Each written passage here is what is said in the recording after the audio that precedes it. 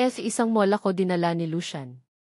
Sa the limit daw at lahat daw ng gusto ko, bibilihin niya since happy daw siya dahil sa pagpayag kong ibahay niya.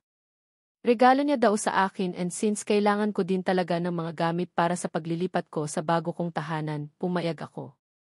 Bumili ako ng mga gamit na kailangan ko. Lalong-lalo na ng mga damit ko. Iyon nga lang, wala sigurong balak si Lucian na magtipid. Sa mga high-end shop niya ako dinala. Mga damit pambahay lang naman ang bibilihin ko sana at ilang pirasong mga pang-alis pero ang presyo, halos malula ako.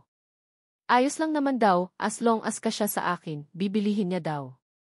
Nagmumukha talaga tuloy siyang sugar daddy. Isang napakagwapong sugar daddy.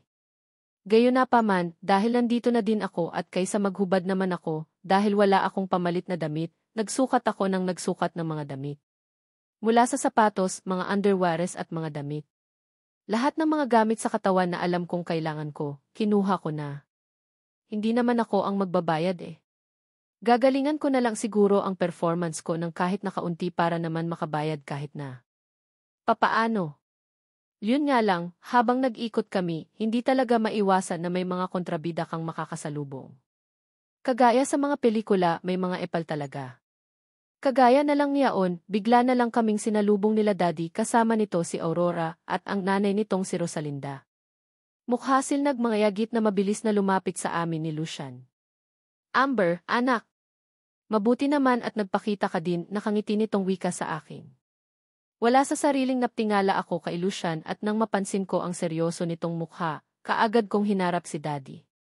Ano na naman ba ito, Mr. Rodriguez? Ilang beses ko bang ipaintindi sa inyo na wala na tayong kaugnayan sa isa't isa? Pinutol ko na iyon kasabay ng paglibing kay mommy kaya tigilan niyo na ako. Hindi ako interesado sa mga offer mo. Sa iyo na ang negosyo mo dahil kahit na singkong duling, alam kong wala akong mapapakinabangan dyan, seryoso kong wika. Amber, ano ka ba? Ikaw na lang ang nag-iisang kadugo ko nandito sa mundo. Kaya mo ba akong tiisin anak, naluluha nitong sagot. Natiis niyo po kami noon ni mommy kaya naman kayang-kaya ko din po kayong tiisin ngayon. Nasa kanila na ang kaligayahan mo diba? Ibigay mo na sa kanila lahat ng time mo dahil noon pa man, wala na akong pakialam pa, seryoso kong sagot. Amber naman. Huwag ka namang magsalita ng ganyan. Alam kong bitter ka pa rin sa mga nangyari dahil sa hiwalayan ninyong dalawa ni David pero pwede bang moved on na? May pang-rebound ka na diba? Pakatapos kay David, sa uncle ka pumatol at ano pa ba ang, hindi na natuloy pa ang sasabihin ni Aurora nang biglang umangat ang palad ko at sinampal ito. Sino ka para kausapin ako? Kinakausap ba kitang malandi ka? Galit kong sigaw sa kanya. Naramdaman ko naman ang paghawak ni Lucian sa kamay ko. Tinitigan niya ito bago niya sininyasan ang isa sa mga tauhan niya na sampalin si Aurora. Hindi mo na kailangan pang dungisan ang palad mo sa mga ganitong bagay, Precious. Kung gusto mong manakit, ipaubaya mo sa mga tao ko.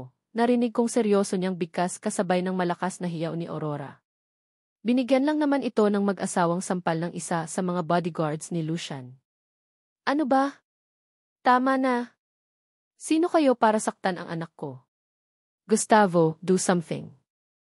Naging demonyita na iyang anak mo, narinig kong wika ng kabit na si Rosalinda. Hawak nito ang nasaktang anak na nag-umpisa ng umiyak.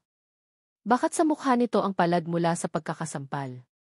Iyon nga lang, hindi ko mapigilan ang mapasinghap ng si Rosalinda naman ang pagbalingan ng mga bodyguards ni Lucian.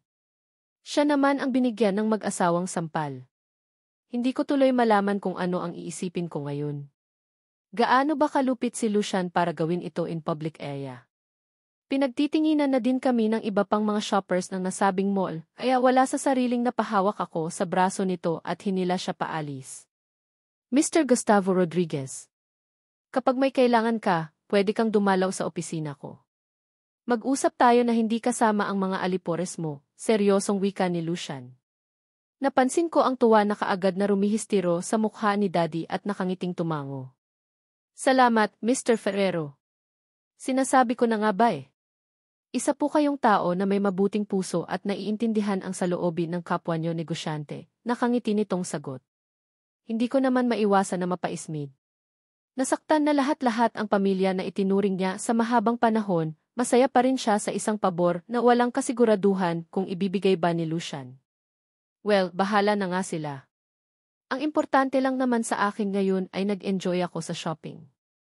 Naranasan ko man lang minsan ang may pera at nabibili lahat ng nais ko. Maransan ko man lang din minsan ang makasuot ng mga mamahaling gamit. Lucian, kalabisan na ito. Ang dami mo nang ibinili sa akin. Hindi ko mapigilang reklamo kay Lucian habang nandito kami sa loob ng isang jewelry shop. Pagkatapos ng medyo mahabang oras na pamimili sa iba't ibang shop, nagulat na lang ako nang bigla niya akong hilain papasok dito sa nadaanan naming jewelry shop. Mismo ang manager ang nasa harapan namin at inilapag nito ang mga latest collections di umano nilang mga jewelry. Halos malula ako sa mga nakita kong presyo. Feeling ko tuyoy, hindi lang katawan ko ang gustong bilihin ni Lucian, kundi pati na din ang yata kaluluwa ko. Bakit ba kailangan niya pang gumastos ng ganito, kalaki gayong nakuha niya naman na ang lahat sa akin? Pumili ka na ng napupusuan mo, Precious, hindi tayo aalis dito hangat wala kang magugustuhan. Magre-request ako na ilabas nila lahat ng collections nila or kung gusto mo bilihin na lang natin lahat itong mga nasa harapan natin. Mukhang bagay naman sa iyo eh. Nakangiti niyang wika sabay dampot ng isang white diamond necklace. Sinipat niya iyon ng tingin at siya na din mismo ang naglagay sa leg ko. Napansin kong pinakatitigan niya muna ito bago niya dinampot ang earrings at ibinigay sa akin. Hindi ko masyadong kabisado ang paglalagay ng earrings kaya sige na. Ikaw na ang bahala, nakangiti niyang wika. Wala na akong nagawa pa kundi sundin ang nais niya. Inilagay ko iyon sa tainga ko habang hindi niya inaalis ang pagkakatitig sa akin. Sa totoo lang, nakakailang itong ginagawa ni Lucian eh. Nakasunod ang mga mata niya sa bawat kilos ko. Nakakatakot din kasi dahil feeling ko kaunting pagkakamali, masisigawan niya ako eh. Perfect. Bagay sa iyo. Ang ganda, nakangiti niyang bigkas. Muli siyang dumapot ng isa pa at hinawakan ang kamay ko. Hindi na ako nakapalagpa ng isuot niya sa palasingsingan ko ang isang kulay pink na Tiffany pink diamond ring na sobrang ganda. Parang gusto ko tuloy maluha. Kahit naman papaano, alam ko ang mga ganito eh. Isa itong mamahaling engagement ring na may presyo na millions. Ano ba? Ganito ba ako kamahal sa paningin ni Lucian? Parang gusto ko na tuloy matakot sa mga pinanggagawa niya eh. Sobra-sobra na kasi at willing talaga siyang gumastos kahit na magkano para sa akin. Ang akala ko talaga katawan lang ang habol niya sa akin pero bakit ganito? Wala na ba siyang balak na pakawalan ako? Gusto niya bang manatili ako sa tabi niya habang buhay? Well, may choice ba ako? Wala din naman akong ibang mapuntahan kaya ayos lang din naman. I like it. I really love it, narinig kong wika ni Lucian. Hindi niya na pinahubad sa akin ang mga alahas na nasa katawan ko na. Babayaran niya na daw. Alam kong kahit natangihan ko pa ang napaka-expensive niyang regalo, hindi niya din naman ako pakikingan. Bago siya nagbayad, nagturo pa siya ng iba pang mga alahas. Hindi na ako umapela dahil iniisip ko na baka hindi naman para sa akin. Pagkalabas namin sa jewelry shop, kaagad na akong nagyaya kay Lucian na umuwi na kami. Nagdahilan ako na pagod na ako which is hindi naman. Wala lang, gusto ko nang umuwi dahil baka kung ano pa ang maisip niyang bilihin para sa akin. Nakakahiya na. Hindi naman ako gold digger para sulitin ang pagkakataon na willing siyang gumastos. Pumayag naman siya na uwi na kami pero may dadaanan pa daw kami bago kami umuwi ng penthouse. Saan? Nagtataka kong tanong. Malalaman mo mamaya. Gusto kong ipakilala ka kina lolo at lola. Tiyak na makakasundo mo sila, nakangiti niyang sagot sa akin. Hindi na ako sumagot pa. Sa isang malapalasyong bahay kami nakarating. Kagaya ng villa ni Lucian, napapaligiran din ito ng mga gwardya. Mataas ang gate at marami din akong nakitang mga kasambahay na nagkalat sa buong paligid. Uncle, mabuti naman at dumating ka na. Kakausapin ka daw ni Grandpa, nakangiting salubong sa amin ni David. Yes, nandito din si David na kung makatingin sa akin ay para bang may gustong sabihin. Hawak ang aking kamay, mabilis akong hinila ni Lucian papasok ng bahay. Ni hindi niya man lang pinansin si David na lihim kong ipinagpasalamat. Alam kong aware si Lucian kung sino at ano si David sa buhay ko bago kami nagkakilala. Ang ipinagtataka ko lang bakit parang mainit ang ulo niya sa pamangkin niya. Hindi sila magkasundo. Sa second floor ng bahay kami dumiretso. Huminto sa tapat ng isang silid at kumatok ng 3 beses bago niya dahan na binuksan. Pagkabukas ng pintuan, muli akong hinila ni Lucian papasok sa loob kung saan naabutan namin ang dalawang matanda. Halatang hinihitay nila ang pagpasok namin. Lola. Good afternoon, bati ni Lucian sa kanila. Isa-isa niya itong nilapitan at hinalikan sa pisngi. Lucian, iho. Mabuti naman at napadalaw ka, nakangiting wika ng matandang babae. Kung hindi ako maaraing magkamali, nasa 80 na ito, gayo din naman ang matandang lalaki. May magiliw ng ngiti na nakaguhit sa labi, kaya naman hindi ko tuloy malaman ang gagawin ko. Lalapit ba ako sa kanila para magmano bilang tanda ng paggalang or hihintayin ko na lang si Lucian na formal akong ipakilala sa kanila? Iho, may kasama ka, nakangiting. Tanong ng matandang babae. Muli akong hinawakan ni Lucian sa kamay bago nagsalita. Yes, meet my fiancé, Precious Amber, nakangiting pakilala ni Lucian. Hindi ko naman maiwasan na magulat. Fiancé? Wala sa usapan namin ito. Bakit ganoon? Bakit bigla niya na lang akong ipinakilala sa lolo at lola niya na fiancé niya? God! Ilang nakakagulat pa ba na revelasyon ang pagdadaanan ko para mas maintindihan ko pa ang mga bagay-bagay sa buhay ni Lucian. Maliban sa pagiging partner in bed niya, ano pa ba ang mga bagay o trabaho na gusto niyang ipaako sa akin? Bakit ba walang briefing bago ako sumalang sa isang pangmalakasang pag-acting? Yes, para sa akin, isa itong drama sa buhay. Ginagamit ako ni Lucian para sa sarili niyang interes at kapakanan. Napansin ko pang nagkatinginan ang dalawang matanda bago sabay nang umiti. Wow! Sa wakas, naiisipan mo din na ipakilala sa amin ang babaeng nagpapatibok ng puso mo, apo. Nakangiti nitong wika. Wala sa sariling napatitig ako kay Lucian at nang suminya siya sa akin na lumapit daw ako sa dalawang matanda, wala na akong nagawa pa kundi ang sundin siya. Una akong lumapit sa matandang babae at akmang magmamano nang bigla na lang siyang tumayo at buong galak na nakipagbeso sa akin. Wala na akong nagawa pa kundi ang sumunod sa agos ng buhay. Sunod kong nilapitan ang matandang lalaki. Nagmano lang ako sa kanya at naramdaman ko pa ang pagtapik niya sa aking balikat bago nagsalita. Welcome to our family, iha. Nararamdaman ko na isa kang mabait na bata at gusto kita para sa apo ko, nakangiti nitong wika. Wala sa sariling napatingin ako kay Lucian na noon ay nakangiti na din. Salamat po. Ikinagagalak ko din po kayong makilaa, sir and ma'am, nakangiti kong wika. Isang malakas na pagtawa ang naging sagot ng lolo ni Lucian bago ito. Nagsalita. Anong sir and ma'am? You can call us lolo and lola since sooner or later, magiging bahagi ka na din ng pamilya namin, nakangiti nitong sagot sa akin. Wala sa sariling muli akong napalingon kay Lucian at nang tumango ito sa akin, muli akong napaharap sa dalawang matanda. Okay po. Lolo at lola, ikinagagalak ko po kayong makilala, nakangiti kong bigas. Perfect. Gusto namin si Amber. Alagaan mo siya para sa amin, sana mabigyan niyo kami ng apo sa lalong madaling panahon, nakangiting wika ni Lolo kay Lucian. Hindi ko naman maiwasan na makaramdam ng kaba. Apo? Apo daw?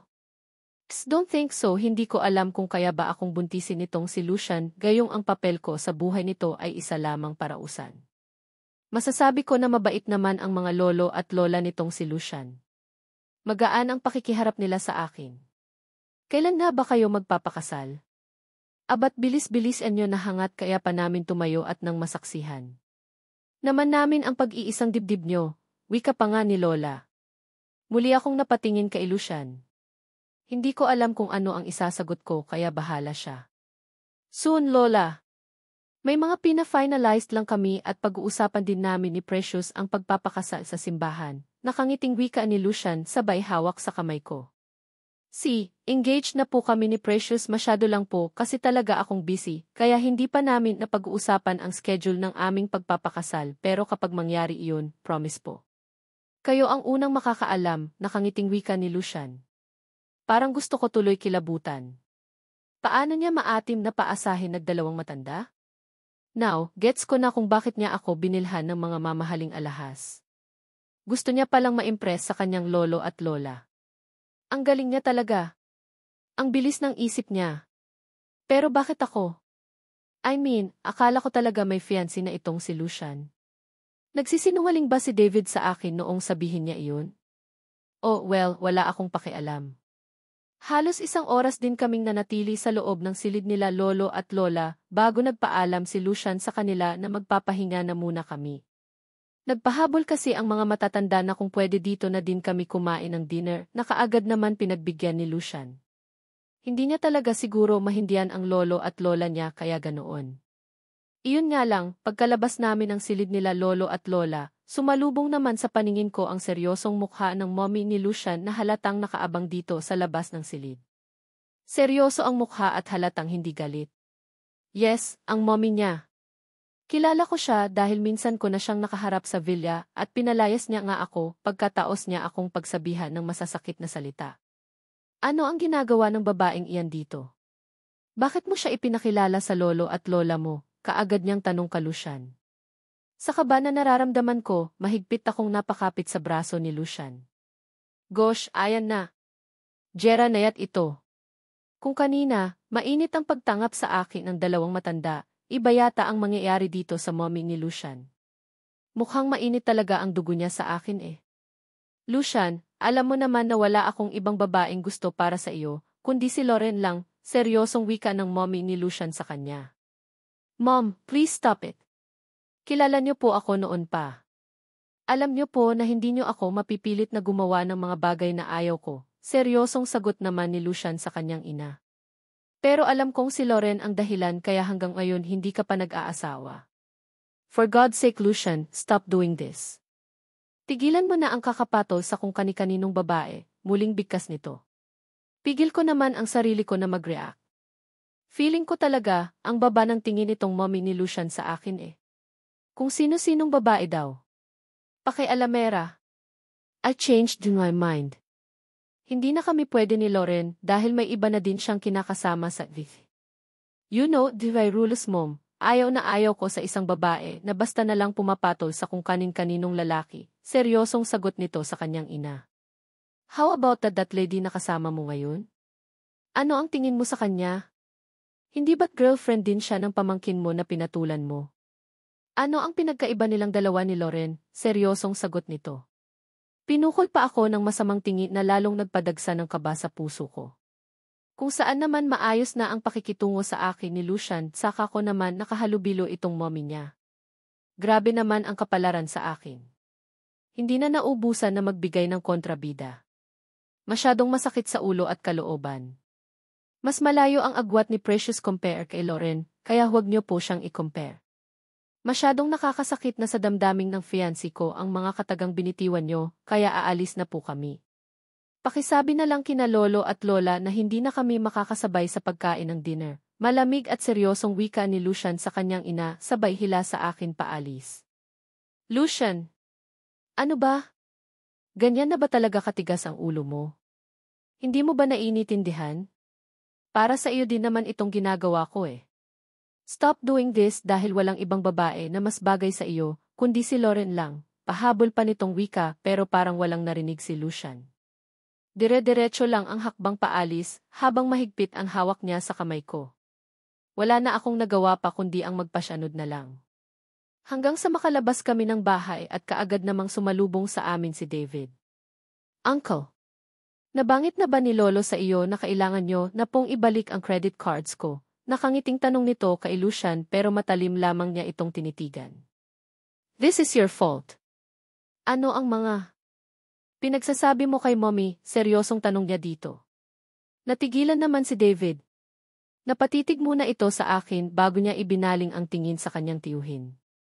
Wala naman po sigurong masama sa sinabi ko kay tita, di ba?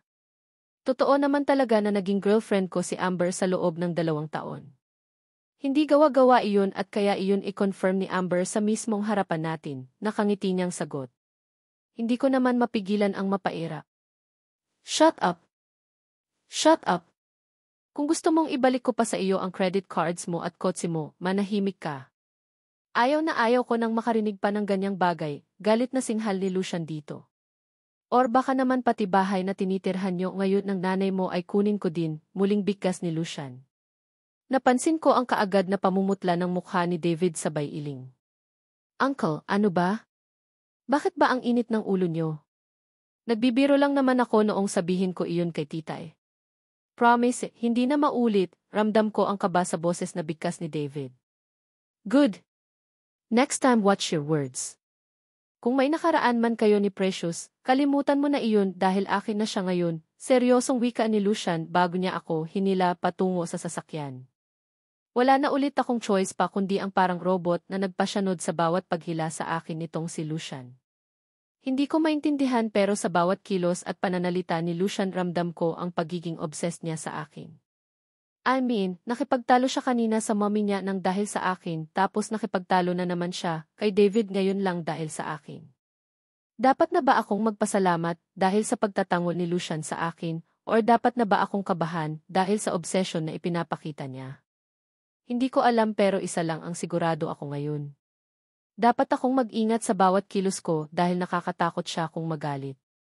Minsan ko na iyong naranasan kaya dapat talaga na mag-ingat ako. Ibinibigay niya naman lahat ng mga kailangan ko eh.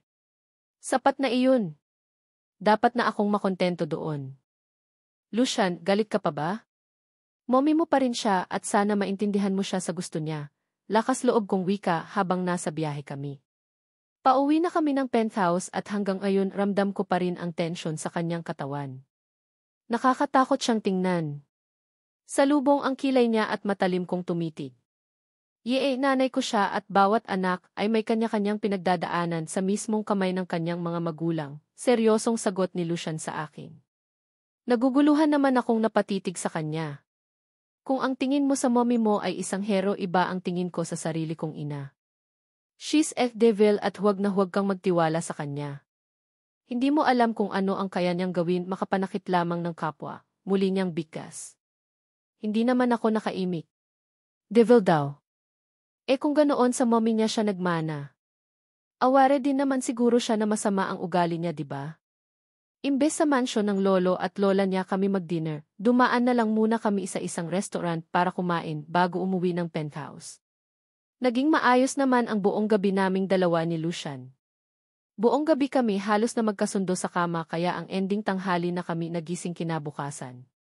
Nagpabili ulit siya ng makakain sa labas at pagkatapos noon, nagpaalam na siya sa akin. May importante daw siyang aasikasuhin sa opisina pero bago siya umalis, iniabot niya sa akin ang isang familiar na debit card. Ano ito? Nagtataka kong tanong sa kanya. Para sa iyo. Wala akong balak na ikulong ka dito sa penthouse. Malaya ka pa rin gawin lahat ng gusto mo basta sa isang kondisyon. Ayaw kong mag-entertain ka ng kahit na sinong lalaki, seryoso niyang wika. Salamat. Promise hindi ako mag-entertain ng kahit na sino at kahit na hindi mo ako bigyan ng pera ayos lang. Provided naman na lahat ng mga kailangan ko dito sa loob ng penthouse eh. Wala na akong ibang kailangan sa ngayon, nahihiya kong sagot sa kanya. Nope. I insist. Kunin mo ito. Kulang pa iyong mga pinamili natin kahapon.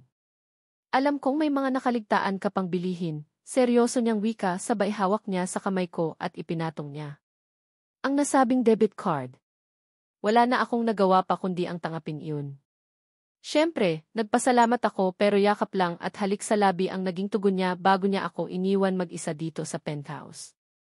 Nang mapag-isa ako, nagpa siya akong ayusin lahat ng mga pinamili niya sa akin kahapon. Maayos kong inilagay sa walk-in closet. Ang mga alahas na binili niya kahapon ay itinago ko na din mukhang para sa akin talaga siguro ito dahil kasama itong naipasok dito sa loob ng sarili kong penthouse. Sa totoo lang, hindi pa rin ako makapaniwala sa biglang pagbabago ng buhay ko. Parang kailan lang, hirap akong kumain ng 3 beses sa isang araw pero ngayon naman nag-uumapaw ang blessings sa buhay ko. Dahil iyon kay Lucian. Unti-unti ko nang nakikilala ang ugali niya at alam kong mabait siya.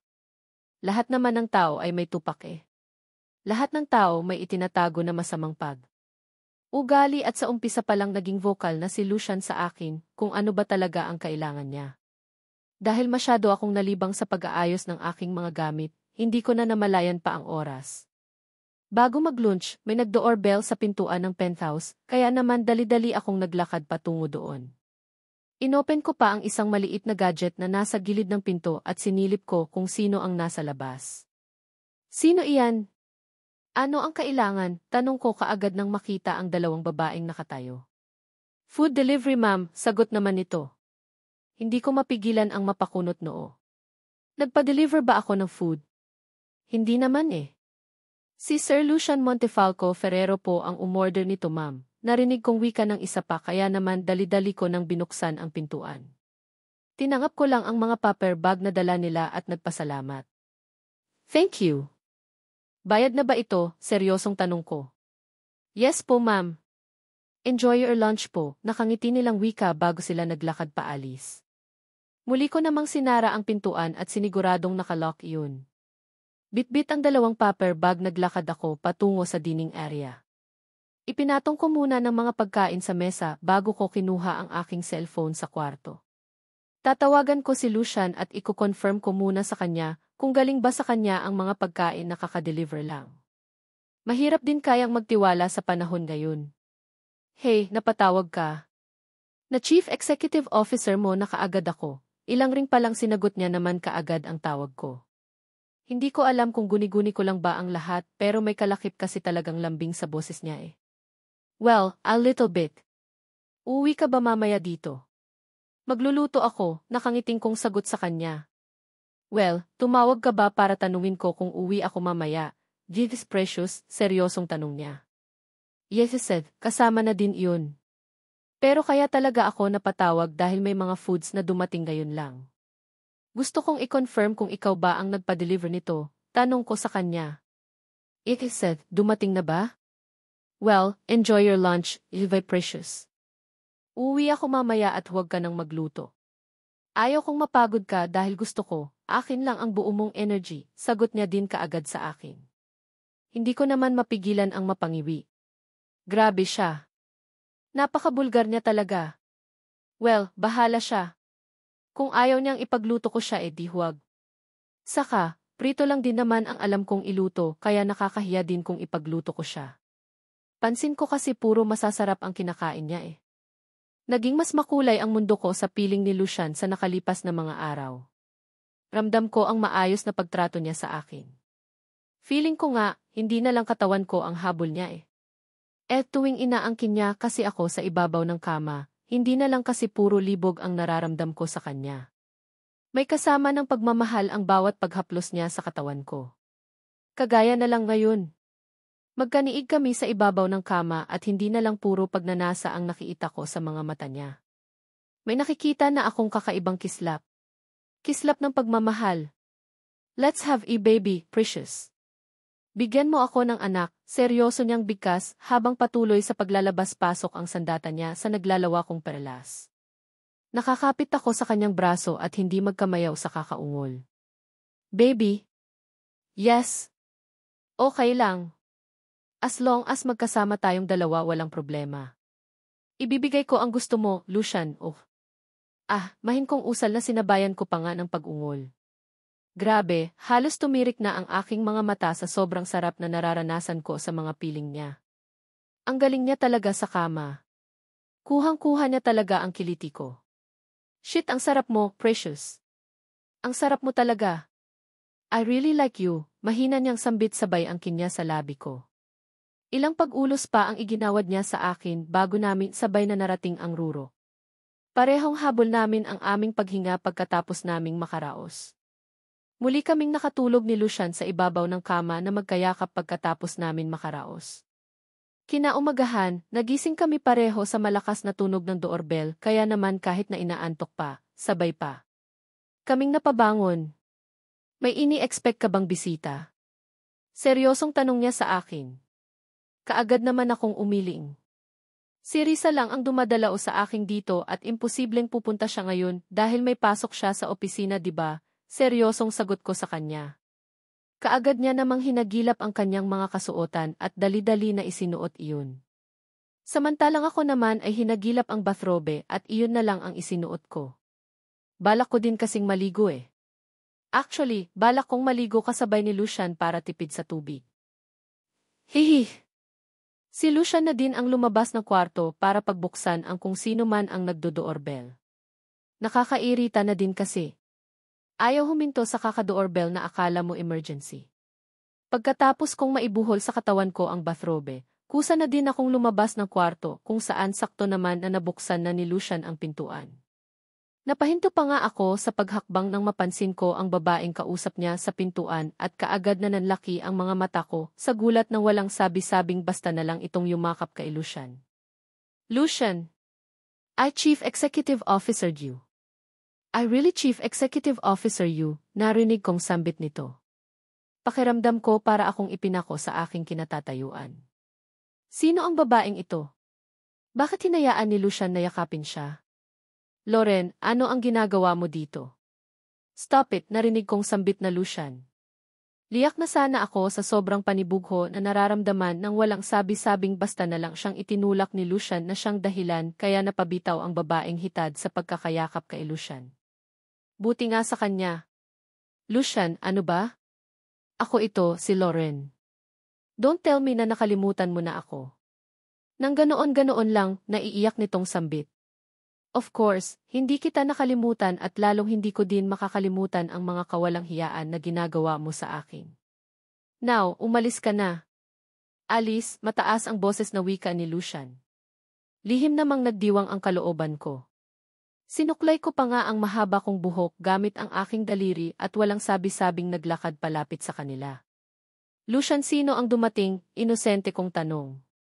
Sabay pa silang napalingon sa akin. Kitang-kita ko din ang gulat sa mga mata ng babae nang makita niya ako, samantalang si Lucian naman ay kaagad na napangiti. Precious, wala ito.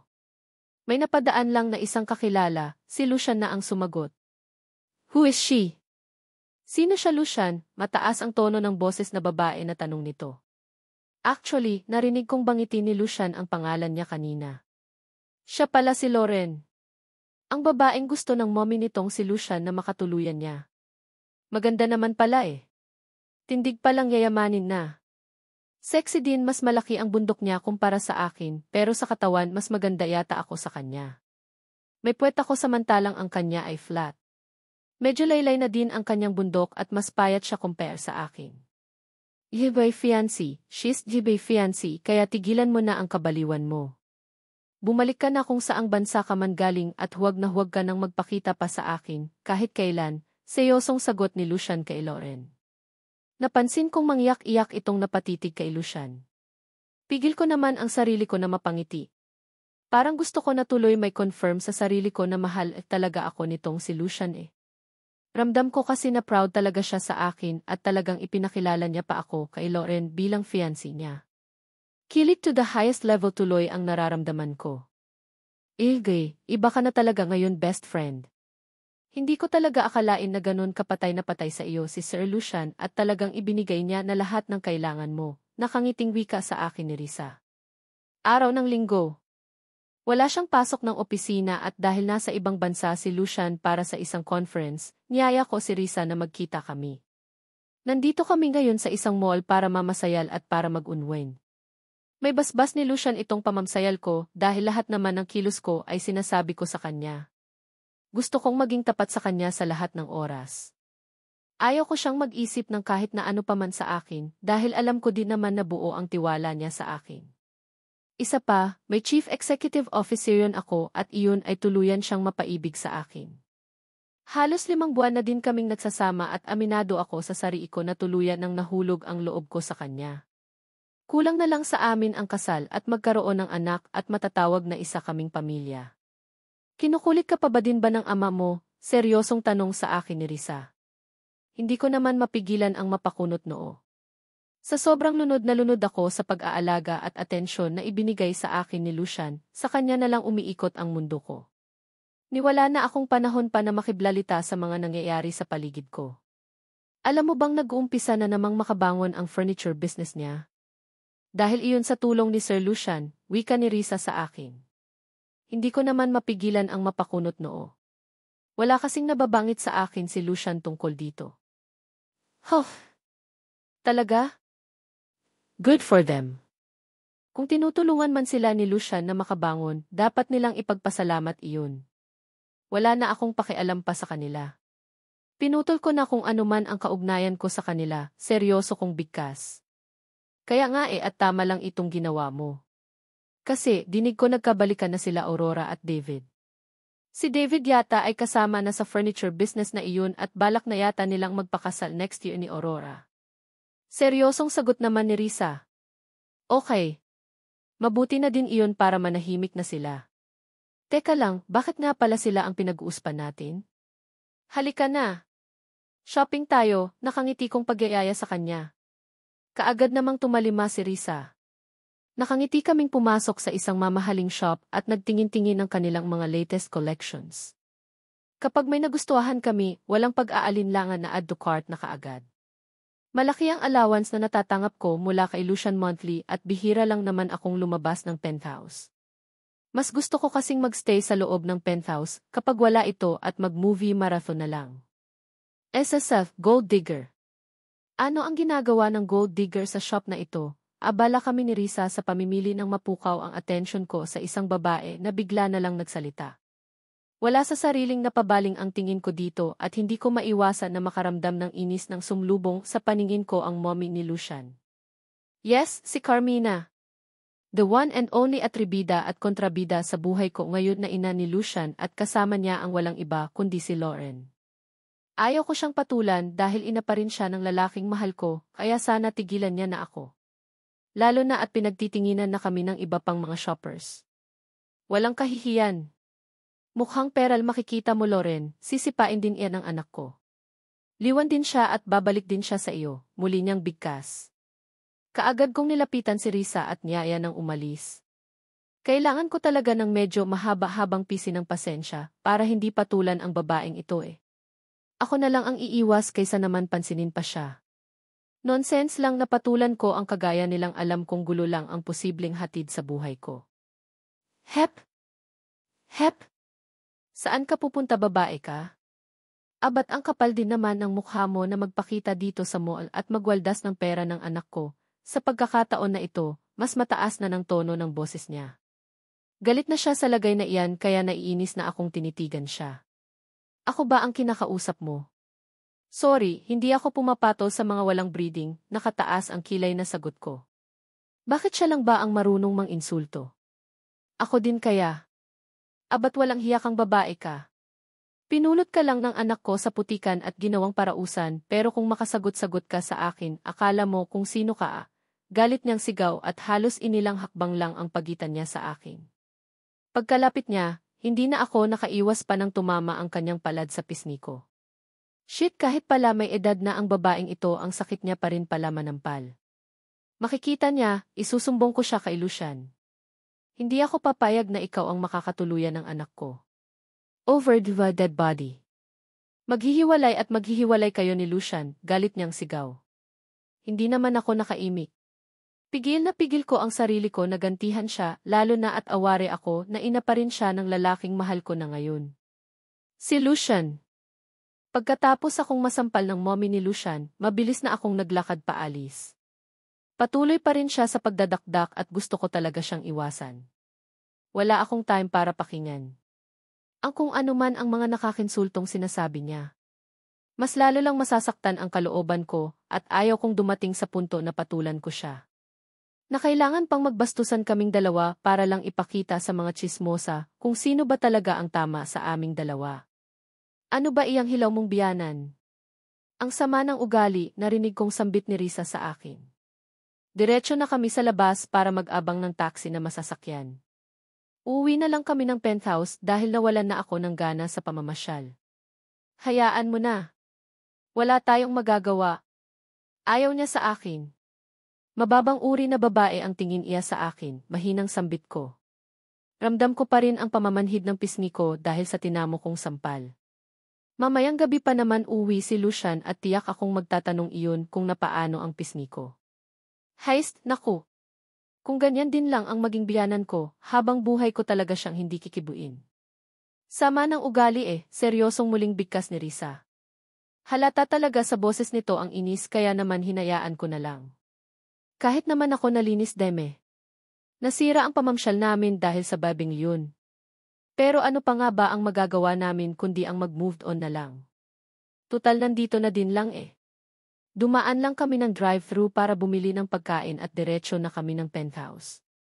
Pagdating namin, nagstay lang ng halos 1 oras si Risa at nagpaalam na din na aalis na daw. Nang mapag-isa ako, nagpasya na din akong matulog para makapagpahinga na. Nagising na lang ako sa mahinang haplos sa pisngi ko. Dahan-dahan kong iminulat ang aking mga mata at hindi ko mapigilan ang pagguhit ng masayang ngiti sa labi ko nang masiilayan ko si Lucian. Nakauwi na pala siya.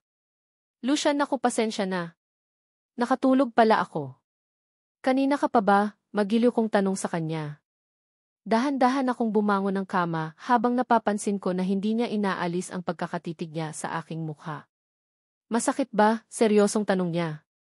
Ha? Nagtataka kong sagot. I said, masakit ba? Iyang pisngi mo.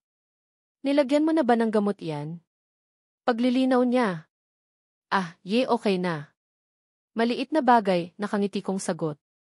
Stay away from her. Kapag makita mo kahit anino niya, iwasan mo na siya. Once na ayaw niya sa isang tao, ayaw niya talaga at hindi natin siya mapipilit, seryosong wika niya. Hindi naman ako makapaniwala sa narinig ko mula sa kanya. Alam niya kaya? Alam niya ba na ang mommy niya ang may gawa sa pasa ng mukha ko meron ngayon? Hayaan mo na. Gagaling din kaagad ito, pilit ang ngiting sagot ko. Nagulat na lang ako nang bigla niya na lang akong yakapin. Pagkatapos noon, mapusok niya akong hinalikan sa labi na kaagad ko din namang tinugon. Kakagising ko lang at kakarating lang din nitong Lucian pero nauwi na naman sa mapusok at mainit na paglalaro ang namagitan sa aming dalawa. Ganito kami palagi. Palaging sabik sa isa't isa at sana lang talaga mabuntis niya na ako. Alam ko kasing gustong-gusto niya nang mabuntis ako. Palagi niya itong nababangit sa akin, kaya naman excited na akong bigyan siya ng anak. Pagkatapos ng mainit na sandali sa pagitan naming dalawa ni Lucian, sabay na din kaming kumain ng dinner. May mga dala din pala siyang mga pagkain na masaya naming pinagsaluhan. Pagkatapos kumain, sinamahan niya ako na mag-movie marathon bago kami natulog. Kinaumagahan. Maaga palang gumayak na si Lucian para pumasok ng opisina. Tahimik lang akong nakamasid sa kanya nang bigla na lang siyang nagsalita. Sweetheart, golden wedding anniversary nila lolo at lola mamaya at kailangan natin umattend. Don't worry sa susuotin mo, may darating mamaya na damit for you. Maghanda ka before 7 ng gabi, dadaanan kita dito penthouse, nakangiti niyang imporma sa akin. Nagulat man sa bigla ang party na pupuntahan namin, masaya na din akong tumango. Siyempre, excited akong dumalo sa party na iyon dahil ibig lang sabihin, proud sa akin si Lucian. Na hindi lang talaga pangkama ang tingin niya sa akin ngayon. Pagkaalis ni Lucian, nagpa siya akong maglinis na muna ng buong penthouse. Pampalipas oras. Mahirap din kasi ang walang ginagawa eh. Eksakto 2:00 ng hapon, dumating ang gown na isusuot ko mamaya sa party. Excited kong sinukat iyon at ganoon na lang ang tuwa ko nang bumagay iyon sa akin. Ayaw ko din naman na mapahiya si Lucian sa mga iba pang mga bisita na ako ang kasama niya. Kahit na alam kong nandoon ang mommy niya na kontrabida sa buhay ko, pipilitin kong dedmahin na muna ito. Tutal naman, kasama ko si Lucian at alam kong hindi niya ako magagawa ng masama once na nasa paligid lang ang anak niya. Kung gaano kainit ng pagtanggap ni lolo at lola ni Lucian sa akin sa mismong party nila, kabaliktaran naman ang ipinapakitang pag-ugali ng mommy nito. Hayag-hayagan nitong ipinapakita sa lahat na ayaw niya talaga sa akin. Nadagdagan pa ang kontrabida ng buhay ko nang bigla na lang dumating si David kasama si Aurora. Ayaw ko sana silang pansinin pero itong si Aurora na mismo ang lumapit sa akin at naunang bumati. Hi, Amber, nakangiti nitong sambit. Pinakatitigan ko siya at hindi ko maiwasan na magtaka dahil wala man lang akong nabasang kahit na anong kaplastikan sa pagmumukha nito.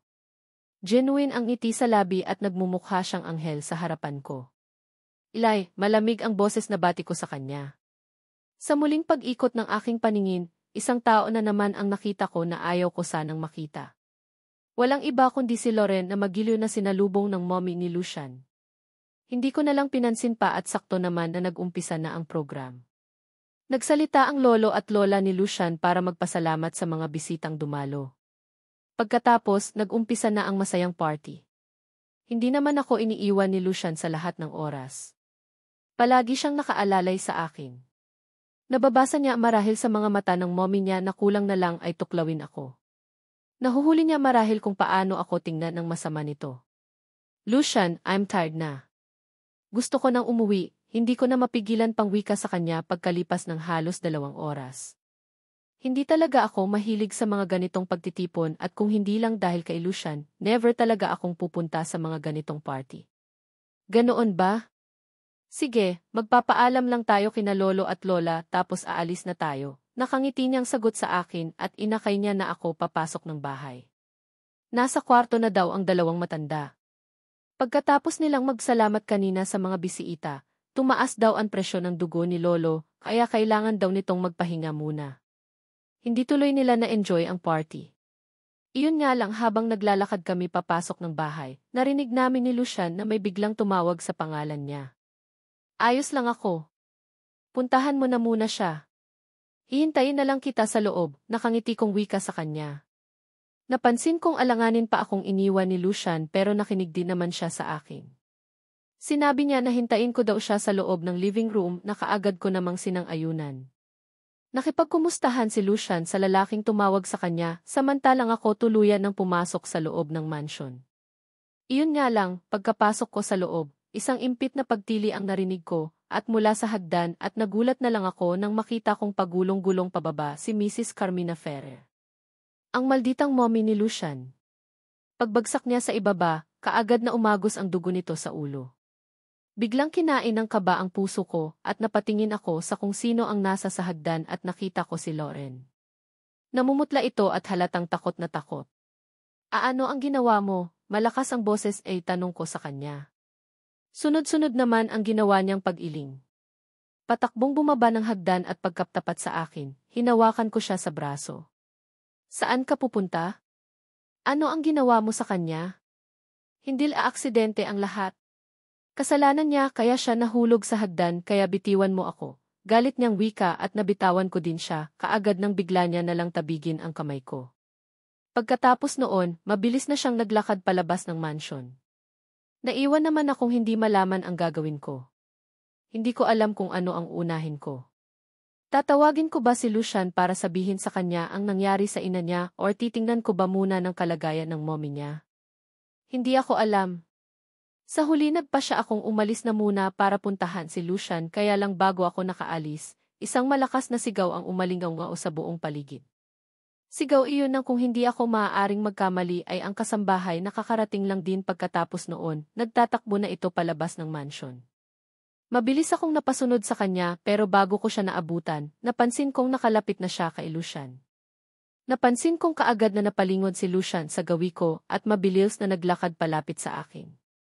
Lucian, ang mommy mo. Ang mommy, hindi ko na natuloy pa ang sasabihin ko nang bigla niya na lang akong lagpasan. Diretso ang kanyang lakad at nakita ko na lang kung paano niya dinaluhan ang kanyang ina.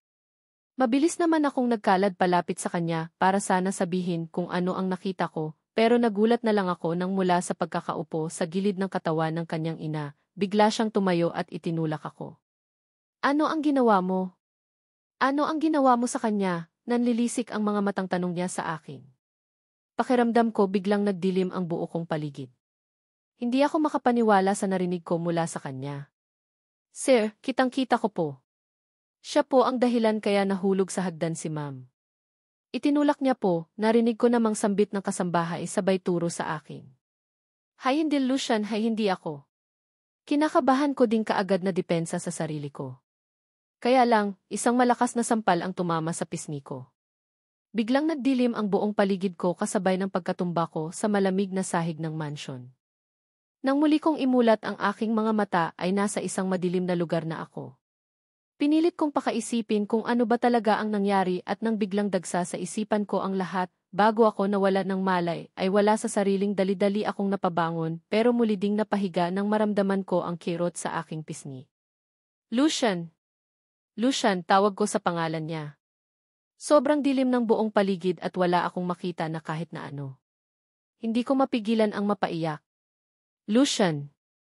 Lucian, nasaan ka? Tawag ko ulit sa pangalan niya. Napansin ko ang dahan-dahan na pagbukas ng pintuan ng silid kasabay ng pagbaha ng liwanag sa buong paligid. Nang mapatingin ako sa pintuan ay ganoon na lang ang tuwa na nararamdaman ko nang masilyan ko si Lucian. Lucian, nasaan ako? Nakakatakot ang lugar na ito. Bakit ang dilim? Sunod-sunod kong tanong sa kanya. Seryoso ang mukhang naglakad siya palapit sa akin at ganoon na lang ang gulat ko nang bigla niya na lang akong sampalin. Sinadya mo iyon, di ba?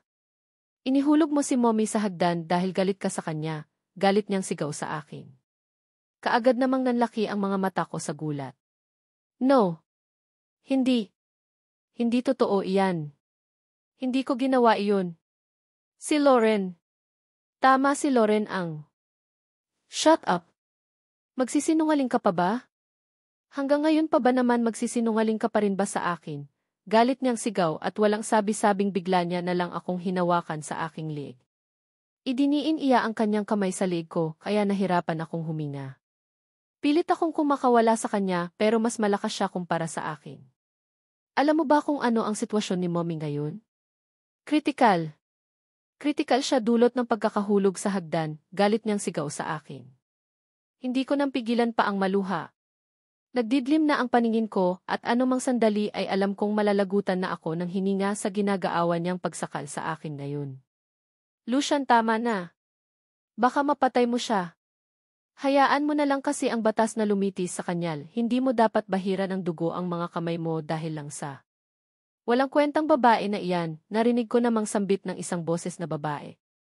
Sa nanlalabo kong paningin napansin ko si Lauren, nakasunod si Aurora, habang nakasunod din si David sa kanila. Ilang segundo na lang at alam kong katapusan ko na nang biglang bitiwan ni Lucian ang pagkakasakal sa leg ko. Sunod na pag-ubo ang kumawala sa lalamunan ko nang gawin niya iyon. Habol ko din ang aking paghinga. Wala akong kasalanan. Lucian, maniwala ka sa akin. Hindi ko itinulak ang mommy mo. Imposibleng ako ang nagtulak sa kanya, gayong pagkapasok ko sa loob ng mansion, nakahandusay na siya sa sahig, umiiyak kong sambit. Umaasa pa rin ako na sana paniwalaan niya ako, pero nang titigan niya lang ako ng masama, lalo akong napahagulhol ng iyak. Huwag kang maniwala sa kanya, Lucian. Nakita ko. Tama, nakita ko kung paano niya itinulak si tita kagabi, sabat naman ni Aurora. Kaagad namang nanlaki ang mga mata ko sa gulat. Hindi. Hindi totoo iyan. Galit ka lang sa akin kaya gusto mo akong idiin sa kasalanan na hindi ko nagawa. Lucian, makinig ka sa akin. Kahit kailan, never akong nagsinungaling sa iyo. Naging tapat ako sa iyo kaya sana maniwala ka sa akin. Please. Please, Lucian, umiiyak kong sambit pero isang malakas na pagsipa ang iginawad niya sa akin. Lupaypay akong napahiga sa malamig na semento ng silid. Hanggang ngayon pa ba naman magsisinungaling ka pa rin sa akin? Hanggang ngayon pa ba naman, gagamitin mo pa rin sa akin ang inosente mong mukha para paniwalaan kita? Ha, galit niyang sigaw at muli akong napaigik sa sakit ng muli niya akong sipain.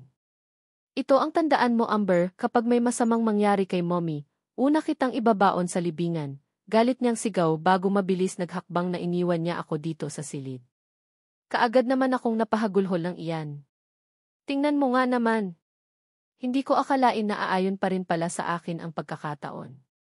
Sabi ko naman sa iyo makakaganti din ako sa iyo, sis, narinig kong sambit ni Aurora. Paskwat itong naupo sa tabi ko sabay haplos sa pisngi ko. Ngayon mo gamitin ang ganda mo kay Lucian. Tingnan ko lang kung pakikingan ka pa niya, nakangisi nitong muling biggas. Pagkatapos noon, hinawakan niya ako sa aking buhok at walang sabi-sabing iniuntog ang ulo ko sa sahig. Malakas na tawanan sa buong paligid ang narinig ko bago ako nawalan ng ulirat.